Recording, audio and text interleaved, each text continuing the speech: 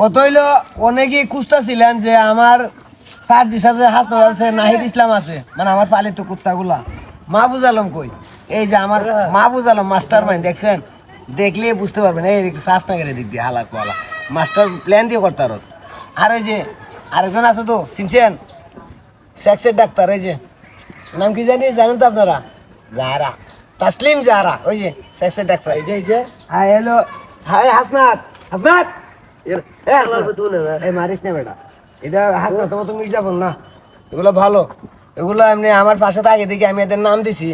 এই যে master mind Mahfuz Alam, Taslim জাহারা, সেক্সের doctor Sarjis Alam, দেখছেন কারবারটা দেখছেন? এগুলো করিস না, এগুলো বিয়া দিবি করা। এদের নিয়ে আমি বসবাস করি, তবে এরা মির্জাফর না, কিন্তু এরা প্রকৃত বাফাদার।